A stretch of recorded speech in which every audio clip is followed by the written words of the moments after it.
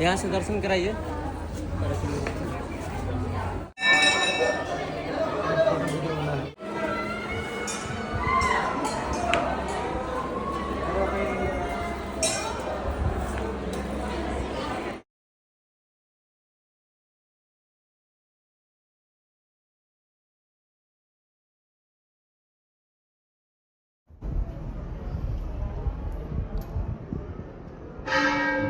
आपने ही तो शिक्षा का सही मतलब बताया है। आपने ही तो इस दुनिया को अलग नजरिए से दिखाया है। एक गुरु की तरह नहीं कि एक परिवार की तरह समझाया है आपने। हुआ है हमारे अंदर जो बदलाव हुआ है वो सभी महाराज जी की कृपा से ही हुई है। और कभी कभी ही आना होता है, लेकिन हम कहीं भी रहे हमारी मातृभूमि के लिए हमें कुछ न कुछ करने का हमेशा संकल्प रखना चाहिए। मैं आप सभी छात्र बंधुओं से यही अनुग्रह करूंगा कि आप सभी चाहे कितने भी बड़े बन जाए, अपने राष्ट्र को, अपने देश को, अपने मातृभूमि को कृपया ना भूलें। ऋषि मुनि आए थे तो उन लोगों के सानिध्य में संकल्प हुआ था कि हम जो है, महाराज जी ने संकल्प किया था कि जब तक ये अखंड भारत नहीं बन जाता, जब तक यहाँ का हरि हुआ, तो आप उनकी गरिमा आप समझ सकते हो कि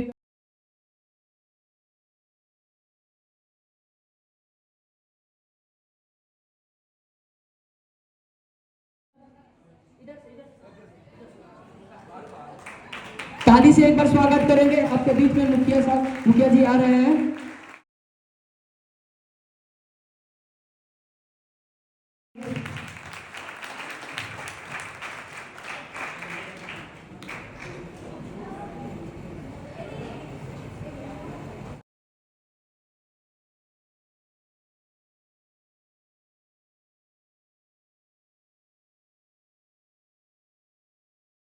भारत माता की, सियावर रामचंद्र की। जो एग्जाम दे रहे हैं वो आसान जा रहा है कि मुश्किल जा रहा है, आप हमें बता सकते हैं? आसान जा रहा है कि मुश्किल? हो सकता है मुश्किल भी जा रहा हो, मुश्किल जा रहा होगा।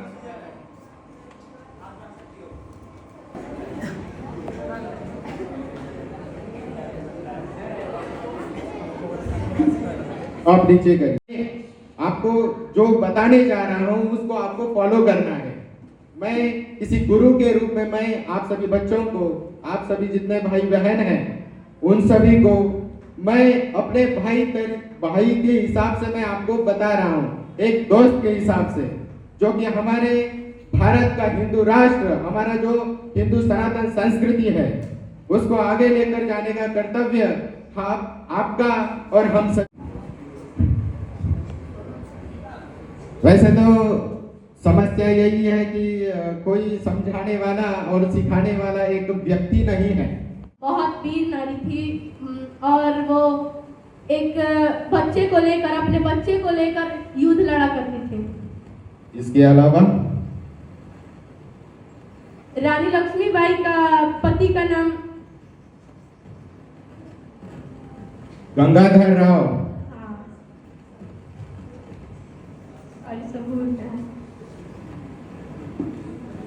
जीवन में एक ऐसे मुकाम तक पहुंचना है, शिक्षा से लेकर हमें उस आधुनिक विज्ञान की तरफ हमें लेकर जाना है, तो पहले हमें न्यू अपनी क्रांति की ज्वाला हमें शुरू से जगानी पड़ेगी, जहां से सर वो झांसी की रहने वाली थी, इसीलिए उनका नाम, दूसरा नाम था झांसी वाली रानी। अच्छा, वो इंटेलिजेंट एक मर्दानी थी जिसका नाम रानी लक्ष्मीबाई था और उनका नाम मनु भी था और तीसरा नाम उनका छबीली भी था। और उनका जन्म बनारस में काशी में हुआ था और उनका ससुराल जो है वो ग्वालियर में हुआ, झांसी में, जहाँ की वो रानी बनी। उसकी पति, उसके जो बेटे हुए वो दामोदर राव था, उसको गोद ली थी। उनके पति 1 साल के बाद उनकी मृत्यु हो गई, इसलिए उसके बच्चा नहीं हुए। उसके लिए वो दामोदर राव को गोद ली थी। उसके लिए जो 1857 के क्रांति हो रही थी, उसके उपरांत उसने युद्ध में मर गई। और उद्देश्य से यह युद्ध किया और युद्ध से हमें आधुनिक जीवन में अभी के समय में क्या सीख मिल रही है?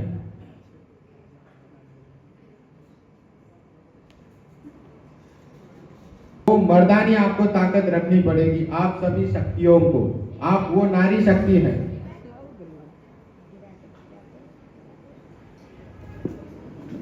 पूरे अंग्रेजों से लड़ गए।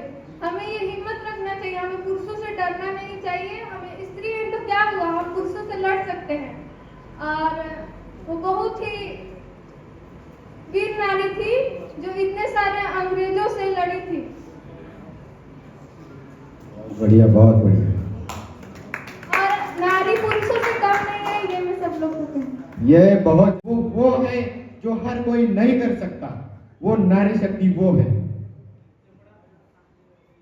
और आज की लड़कियों को ये मैं कहना चाहूंगी कि पुरुषों से बिल्कुल भी डरना नहीं चाहिए। अगर हमें कोई कुछ कर रहा है तो उससे लड़ना चाहिए। बहुत बढ़िया, यही जुनून, यही जज्बा हर नारी के अंदर होना चाहिए, वही रानी लक्ष्मीबाई के अंदर। आप शिक्षा, पढ़ाई। आप लोगों को पता होगा कि सबसे बड़ी माँ बाप के ऊपर जो जिम्मेदारी होती है, कभी फेस किया है, स्ट्रगल किया है। हमें पता है कि हम जब पिताजी से ये बोलते थे ना कि पिताजी कोचिंग की फीस बाकी है और टीचर मांग रहे हैं, तो पिताजी का जवाब यही होता था कि बेटा रुक जाओ, कुछ दिनों तक रुक जाओ, उनसे मैं बात कर लूंगा या उनसे रिक्वेस्ट कर लूंगा, आप कुछ दिनों तक रुक जाइए, उसके बाद हम फीस जमा कर देंगे।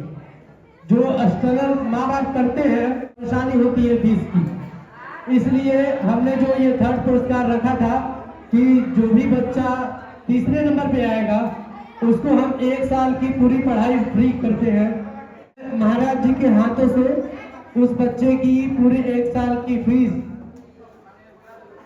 3,500 रुपए, जो इनकी पूरी फीस बनती है। और ये प्रत्यक्ष है, इसमें कोई आपको ये न लगे कि पहले से होकर रखा हो या किसी ने बोल रखा हो। इसलिए सभी विद्यार्थियों के सामने उस पुरस्कार को दिया जाएगा। 1 साल का फीस। अब उस बच्चे को 1 साल तक पढ़ाई के लिए माता पिता से जो है वो परेशानी नहीं होगी, माता पिता को परेशानी नहीं होगी, फीस देना है, ये करना है, वो करना है। अब वो निसंकोच होकर 1 साल तक वो पढ़ाई करेगा, अगली कक्षा में जाने का उसका जो अनुभव है वो करेगा। लीजिए महाराज जी।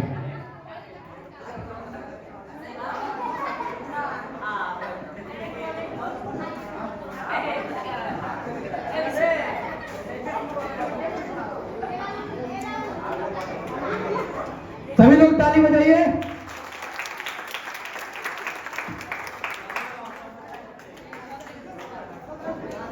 एक और चीज मैं बताना चाहते हैं, वो गौ माता जो छोटी हो जाती है, कुछ हमारा घूमती है, कुछ पन्नी वगैरह खाती है।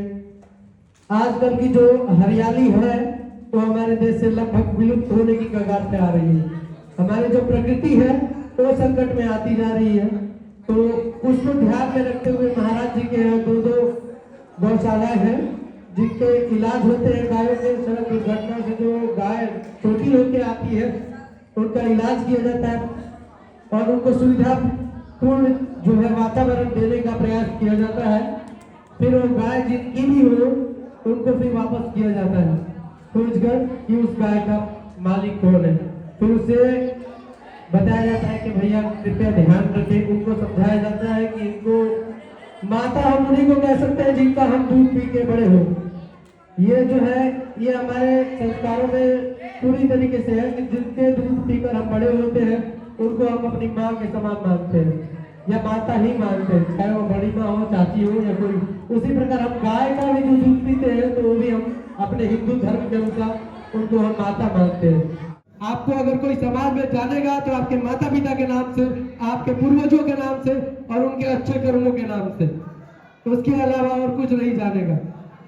तो अपनी प्रतिष्ठा उसी प्रकार बनाए रखे। महाराज जी का एक वृद्धाश्रम भी है जिनमें बूढ़ी माताओं का जो है वो सम्मान किया जाता है, जहाँ कुछ लोग जो है आज के नई सोच के रखने वाले, हंसी आती है उन पर, लेकिन वो लोग जो उनको छोड़ देते हैं, सड़कों पे भटकने के लिए, भीख मांगने के लिए मजबूर कर देते हैं।